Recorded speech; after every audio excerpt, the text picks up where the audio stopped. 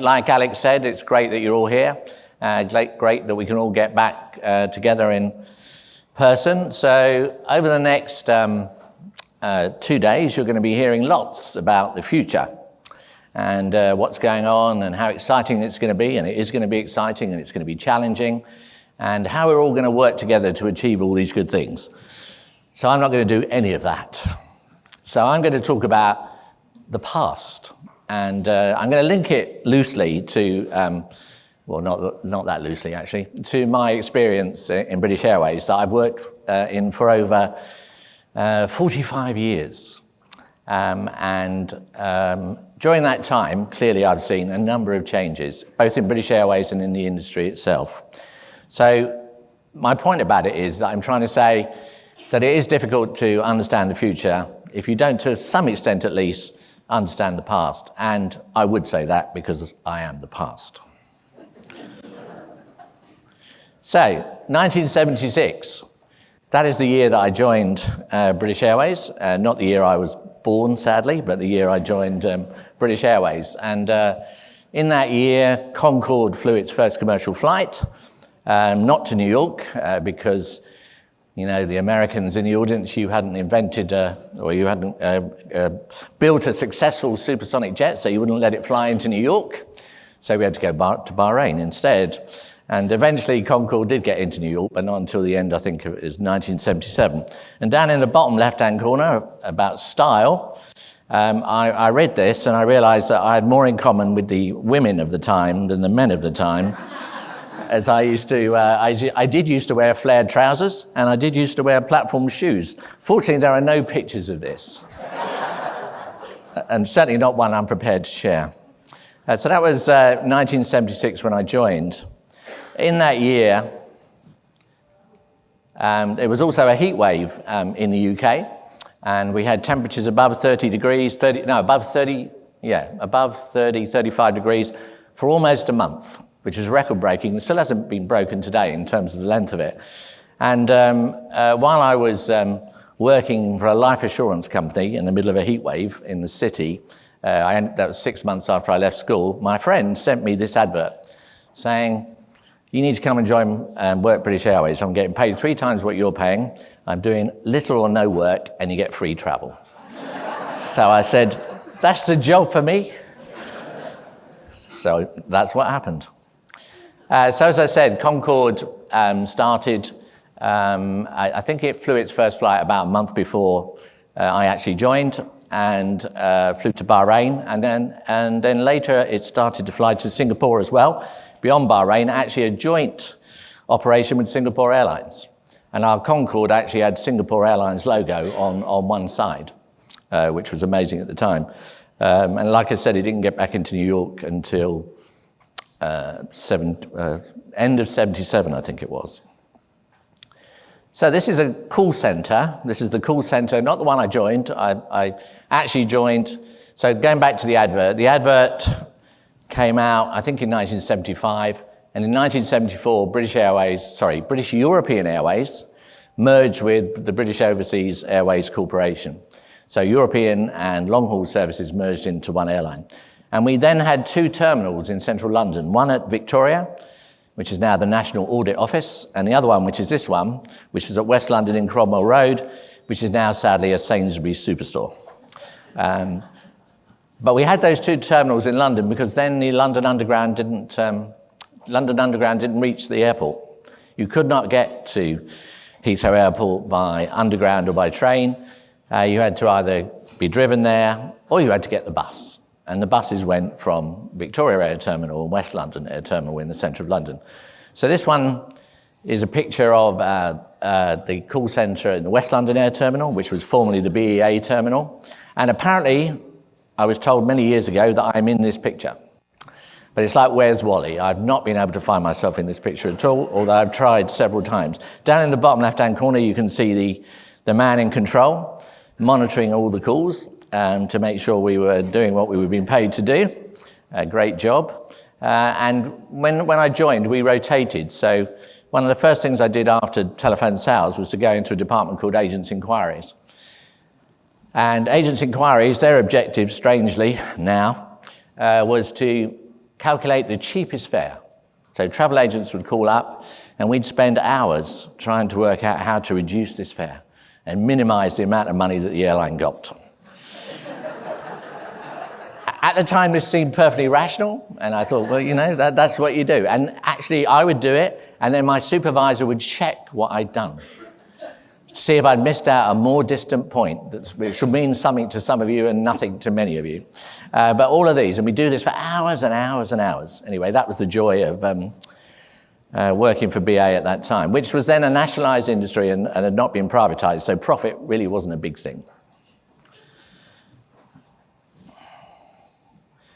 And this is, as I joined, on the left-hand side, you've got something called, it's either Beacon or Boadicea, but they were the precursors of the thing on the right, which is a Vidicom set, which is what I actually learnt on. But the thing on the left-hand side was like our backup. And I was trained to use that Vidicom set to create bookings. And a booking was a name, an itinerary, a contact number, and that was pretty much it. And you could then end transaction and you could get a P&R. And you might ask yourself, what has changed? And the answer is nothing. You still have to do exactly the same thing to create a P&R. Now what you get is thousands of lines of gobbledygook in that booking as well, which no one can understand. So that's the modern day P&R, and clearly its time has come, although we've been saying its time has come for some time. So here on the left, you can recognize me, my younger self, and my loving wife looking into my eyes. She doesn't look at me like that way anymore, sadly, but although we have been, I hasten to add, happily married for over 40 years. And so I went to work in our Oxford Street sales shop, and she went to work in our Regent Street sales shop. And that was retailing. Yeah, so that was the way you retailed to customers. We sold them tickets, we sold them holidays, we sold them, not only that, these shops developed into selling baggage and other travel ancillaries. But obviously in a different way to the way we're talking about it now, but it was very successful. With our bags, the bags we sold were more profitable than the flights we sold. And so retailing was a thing back then, which actually then disappeared when the shops eventually closed down and everything started to go online. Oxford Street, the shop itself got closed down after the IRA decided to set off a bomb at Selfridges, which was right opposite our store. But it took most of the BA office out at the same time. Fortunately, no one was there, and it was the middle of the night. And then they closed all the shops down soon after that. But it was a great time, and it was a great way to learn what was going on. At this time, in the CRS world, when I was using Vidicom and all the rest of it, you had Sabre had introduced their terminals into travel agents, and United had done the same thing, and then others followed. But at that time, you could only book the airline that terminal belonged to. You couldn't book anything else. Gradually, then they changed, and Sabre or American allowed their terminal to be used to book airlines that were in a non-compete situation. And then it slowly developed and ultimately into the GDSs we have today. But it took a very long time to get to that point. So ATPCO we had already existed for a while, many years, and at that time distributed the paper tariff, those lovely manuals, which we still had long after it was being produced electronically. And so that happened in 1982, and then ultimately then the first auto-quoting of prices was possible soon after that. So after I left the sales shops, I joined, I think it was then called Yield Control. Or it might have been called Space Control. Space Control or Yield Control, some silly name. And ultimately it turned into capacity management, which was the forerunner of revenue management. And so I joined a team as what I was described as a COBRA analyst. So you can just see in the back of that screen the words COBRA, which stood for capacity optimization bringing revenue advantage. And we had to give all our systems a name at that time, which sounded aggressive and dangerous. Not that they were going to do anything good or make any money, but we had to give them an aggressive and dangerous name. So we called the first revenue management system Cobra. And we won an award for it from the British Computing Society, who didn't really understand it, to be honest. But there I am on the bottom left-hand corner, accepting with my colleagues this award, which was very exciting at the time. So who knows what that image is on the left? Hands up. Oh, some of you. Actually, not many of you. Blimey, there are a few of us left. So that image on the left is a series of what are called revalidation stickers. So when we had paper tickets, you could put one of these stickers on the ticket, and you could change the flight. You could change the flight number, the date, the time, and everything, and you could stick this on the paper ticket. Staff, in particular, used to be very good at this, in changing their own bookings, and had their own supply of revalidation stickers, which they kept with them constantly, including me. And we'd constantly, but of course the stickers were a fantastic way to abuse just about every rule there was in the book from a tariff perspective, but they were very handy for staff travel. You could suddenly invent an interline agreement that didn't exist, and it would just be taken, and you wouldn't worry about what would happen afterwards. So if I go back so electronic tickets were first, came into existence in 1994, but it literally took years and years and years before we were able to get rid of paper tickets and then get rid of MCOs and move to EMDs. It took a very, very long time indeed. And when I was working in Oxford Street sales shop, I always remember a guy coming in, and he came to me, and I was at the counter wearing my uniform, and, how can I help you, sir? And he said, I want my money back. So he had a non-refundable, non-changeable, can't do anything with this ticket whatsoever. So he said, are you saying my ticket is completely worthless? And I said, that's exactly what I'm saying. And but I'm sorry about that, but that's exactly what I'm saying. Or have you heard of travel insurance? And he took this ticket and he tore it up into 1,000 pieces in front of me, and he threw it at me. It was like confetti landed on my head. And this ticket in multiple pieces. And then I said, well, okay. And he said, give me my ticket back.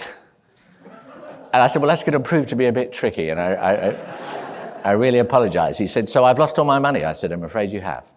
And we had many occasions, not quite as dramatic as that one, but with a good old paper ticket. But ultimately, it was replaced with electronic tickets. And British Airways, I think, was the second largest carrier at the time to ultimately mandate it and say, it can't go on any longer. You have 2 years, and if you're not on e-tickets within 2 years, we can no longer interline with you. And 2 years later, we had to cancel the interline agreements with 150 different carriers because they still hadn't gone to e-ticket. Now, sounds dramatic, but again, those 150 carriers weren't worth a great deal of money to us. They were just a long tail, but it was the only way we could make a statement which enabled the world to move forward. And I think we're coming to a similar situation today.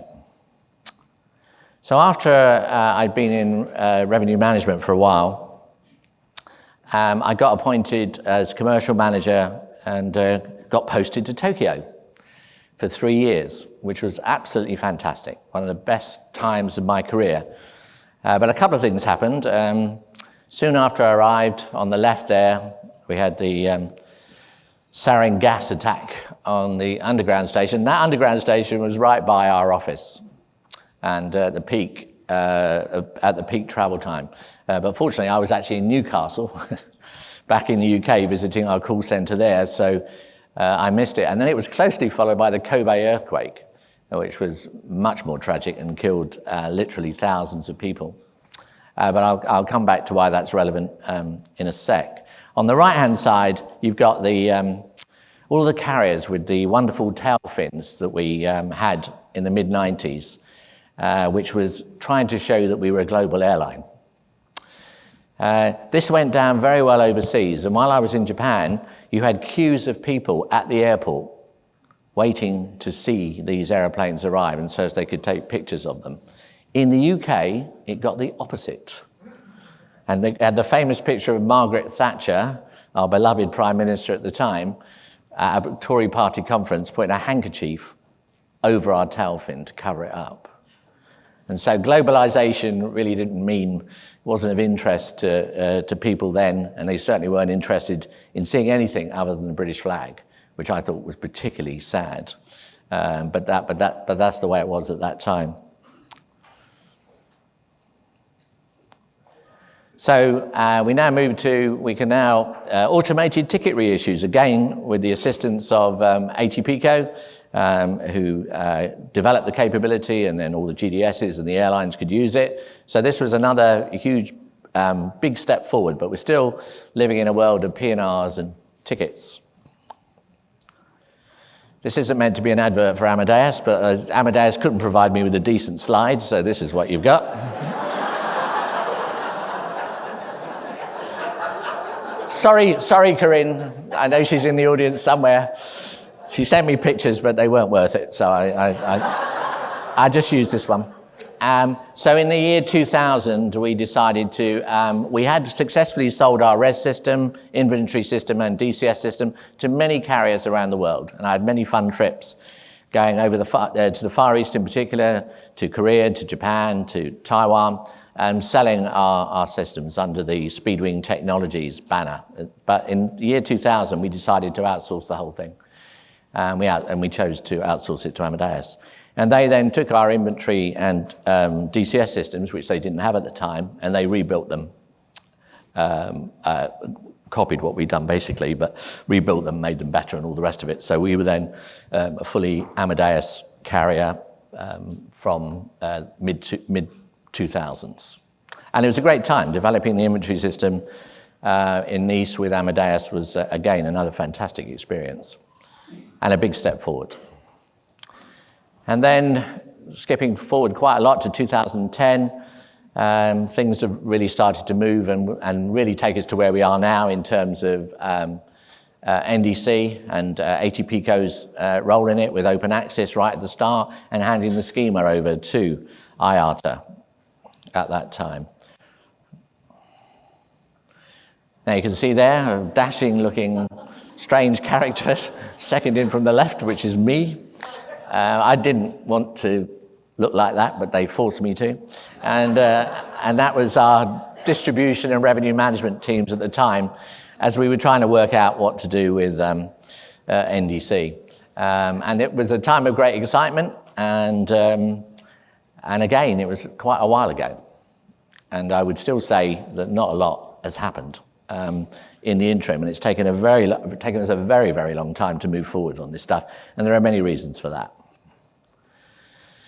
So now we're in a world where we have less resources, less people. The picture of the two guys there, that's Michael O'Hagan on the left and Andy Tunnicliffe on the right, with what they like to do most standing right behind them. And they did many other things besides. They're happily retired now, but left us during the pandemic. But they're just an example of all of the skills and resources that we have lost, that ATPCO has lost, that the airlines have lost, that suppliers have lost. We've all lost these resources, and we're now struggling to get back to where we want to be and to move forward and start again from where we left off before the pandemic happened. Now, of course, we have the war in Ukraine and various other things to worry about as well, but we are badly affected by the lack of resources, both in an operational sense and also in a commercial sense. So I want to leave you with two things in conclusion. First one on the left is me completing the London Marathon. I was a bit fitter then, in 1984, and I've taken the time off the top of that slide so as I won't embarrass Tom Gregerson. Because, you know, clearly I'm faster than Tom was, so and I don't want to get into an argument about him. But the objective of that slide is the saying it's a marathon, not a sprint. Well, I think it was a marathon, but we've run the marathon, and we still haven't got to the finishing line. So I do think that it is definitely time that we need to move forward at pace, because if we don't, someone else will do something that we don't like. And on the right-hand side, to finish, are my two grandchildren, granddaughters, picture taken last week. And just to say in finishing, in 8 seconds, what we do is important, but nothing's more important than family and friends. Thank you very much.